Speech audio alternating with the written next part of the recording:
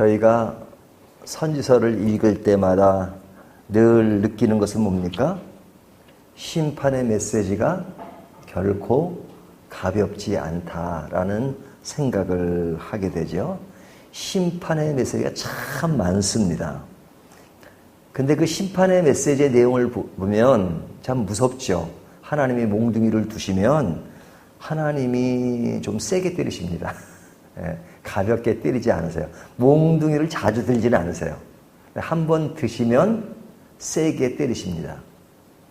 그러니까 그 심판이라고 하는 것은 결코 가볍지 않고 무섭다라는 생각을 할 수밖에 없죠. 그래서 오늘 본문에 보면 그 심판의 내용이 어떻게 나오냐면 45절을 보면요. 이렇게 말씀하고 있죠. 여호와의 말씀이 또 내게 임하여 이르시되, 자, 임하신다 그러고 그 다음에 이제 이어지는 말씀이 지금 불을 일으키신다. 제가 다 읽진 않습니다. 그 다음에 남쪽에서 북쪽까지 얼굴이 그슬리게 하신다라고 47절에 말씀하고 있죠. 48절을 보면 하나님이 일으킨 불이시기 때문에 꺼지지 않는다 이렇게 말씀하십니다. 그러니까 하나님의 그 심판은 이제 불로 표현하고 있는데요. 그 불이 정말로 무섭다라는 것을 말씀해주고 있는 거죠. 자, 이와 같은 하나님의 심판에 대해서 사람들이 어떻게 반응하느냐. 49절을 보면요. 내가 이르되 아하 주 여호와여 그들이 나를 가리켜 말하기를 그는 비유로 말하는 자가 아니냐 하나이다. 자, 에스겔 선지자가 비유로 많이 말을 하죠. 뭐 환상을 통해서 본 이야기도 하고 비유를 통해서 얘기하는데 그 선지자가 얘기하는 것에 대해서 그가 하나님의 말씀을 전하는 선지자의 이야기이기 때문에 그 말씀의 내용을 잘 들어야 되겠다라고 생각하는 것이 정상이잖아요.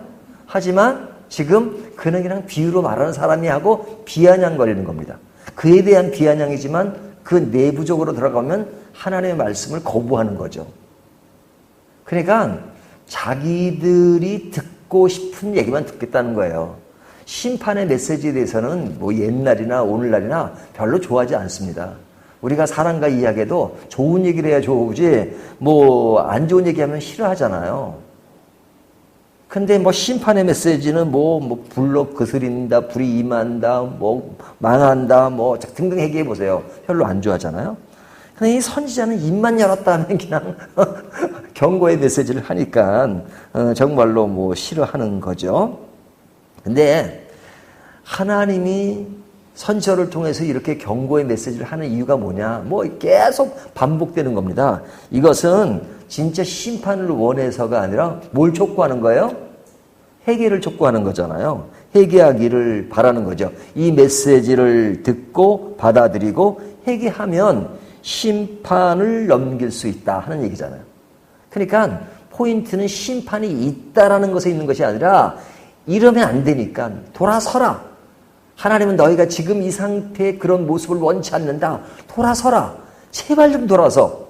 그걸 하나님이 원하신다. 하나님은 그런 마음을 기다리시고 하나님은 너의 마음 속에서 새로운 세계가 펼쳐지기를 원하시는 거야 라고 지금 계속 강조하는 거죠. 근데 그 마음을 헤아리지 못하고 비아냥거린단 말이죠. 비아냥거린다는 것은 아까 말씀드린 것처럼 말씀을 받아들이지 않는다는 겁니다.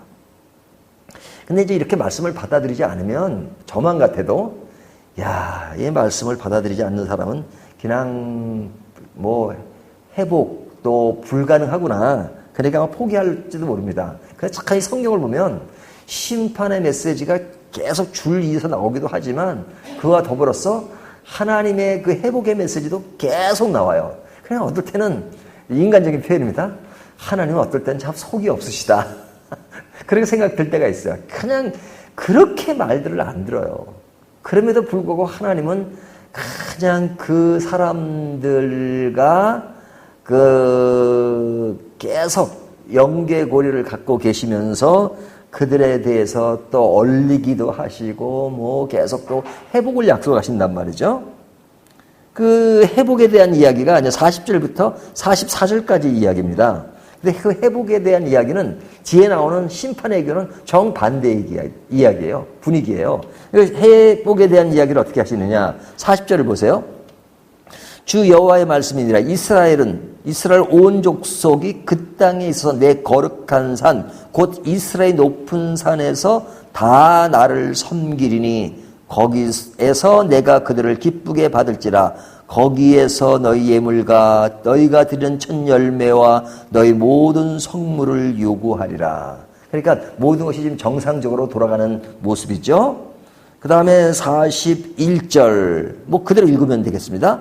내가 너희를 인도하여 여러 나라 가운데서 나오게 하고, 그러니까 바벨론 포로에서 끝나겠다는 얘기죠. 너희가 흩어진 여러 민족 가운데서 모아낼 때 내가 너희를 향기로 받고 내가 또 너희로 말미암아 내 거룩함을 여러 나라의 목전에서 나타낼 것이며, 굳이 설명이 필요 없습니다. 42절 내가 내 손을 들어 너희 조상들에게 주기로 맹세한 땅 곧 이스라엘 땅으로 너희를 인도하여 드릴 때 너희는 내가 여호와인 줄 알고. 43절 거기서 너희의 길과 스스로 더럽힌 모든 행위를 기억하고 이미 행한 모든 악으로 말미암아 스스로 미워하리라.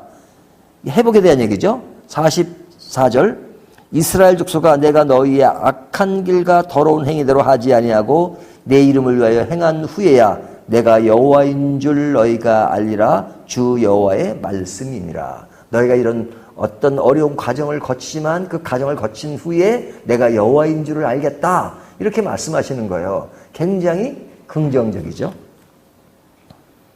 뒤에 그 심판의 메시지를 전하는 그 상황 속에서 볼 때는 이런 메시지가 나올 수 없을 것만 같아요. 하지만 하나님은 늘 회복을 약속하세요. 회복은 뭐예요? 희망이며 격려죠. 자, 그러면 이 회복은 심판의 과정을 넘긴 사람들에게 다시 찾아오는 하나님의 은혜잖아요. 다시요. 회복은 심판의 과정을 잘 넘긴 사람들에게 다시 찾아오는 하나님의 은혜입니다. 그러니까 계속 강조되지만 이런 회복의 약속이 있는 것은 심판의 과정을 너희가 겪고 있느냐? 어렵지, 힘들지, 그러나 그것은 통과해야 될 땅이니까, 통과해야 될 과정이니까 그 과정을 잘 넘기라는 겁니다. 그 과정을 잘 넘기면 그것으로 끝나는 것이 아니라 회복이 반드시 이루어진다. 회복될 때 모습은 이런 모습이라고 말씀하고 있는 거죠. 그렇다면 우리의 삶의 여정 속에서 우리는 무엇을 보고 살아야 하는가? 심판 중에 회복을 보아야 하는 거죠. 회복은 심판의 과정을 통해서 오는 것입니다. 하나님이 우리를 회복하신다. 이 회복이란 말이 그냥 어떤 어려움이 없으면 회복이란 말이 필요 없는 거죠. 어려움이 있지만 그것을 다시 새롭게 복귀되는 것을 회복이라고 하잖아요. 그러니까 그 과정을 잘 넘기기를 원하시는 거죠. 그렇다면 우리는 그 어려움을 겪는 그 상황 속에서 이 회복의 약속을 귀담아 들어야 되는 거죠.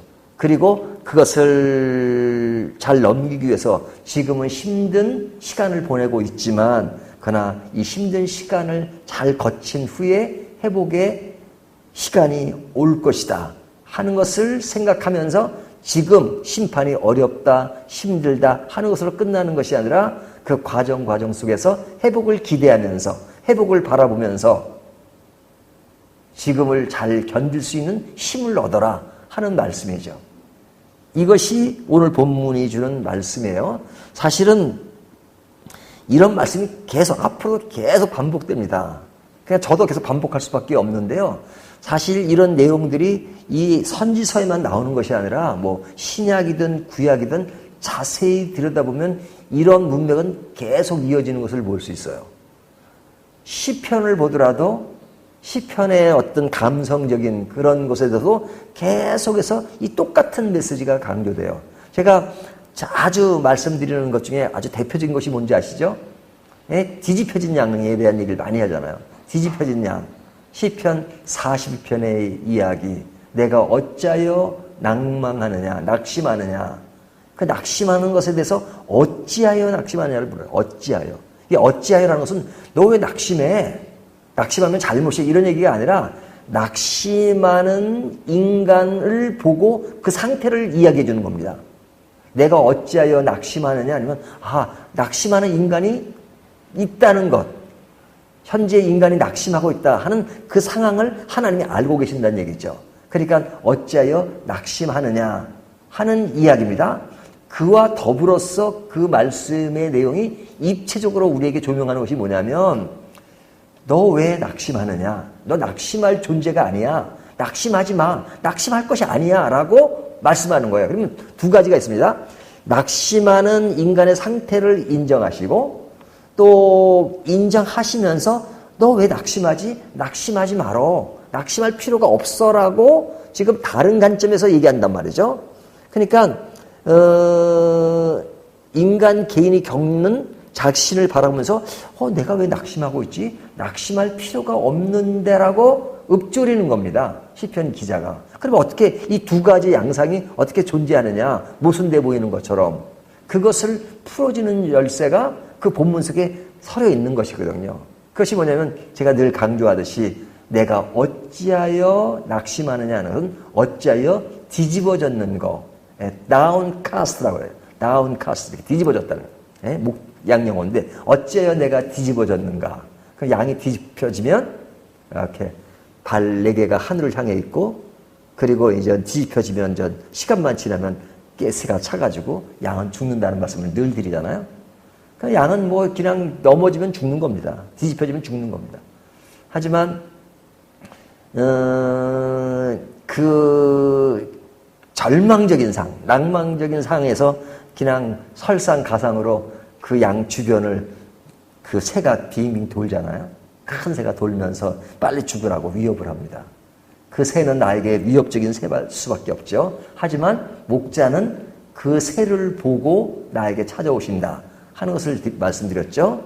그 새가 나에게는 위협적인 새지만 결국은 그 새는 목자에게 한 마리가 뒤집혀졌다는 것을 알려주는 것이니까 그 새는 결국 나를 위협하는 새가 아니라 나를 구원하는 새고 나를 살리는 새다 이거죠. 그러니까 믿음의 시각이라는 건 바로 그런 겁니다. 내가 어려운 상황과 어려운 입장에서 볼 때는 그 새는 나를 위협해요. 나의 모든 상황과 그 여건이 절망적으로 볼 수밖에 없어요. 하지만 그 절망적인 것이 결국은 절망이 아니라 목자는 것을 보고 나에게 찾아오실 수 있다라는 것을 보여주잖아요.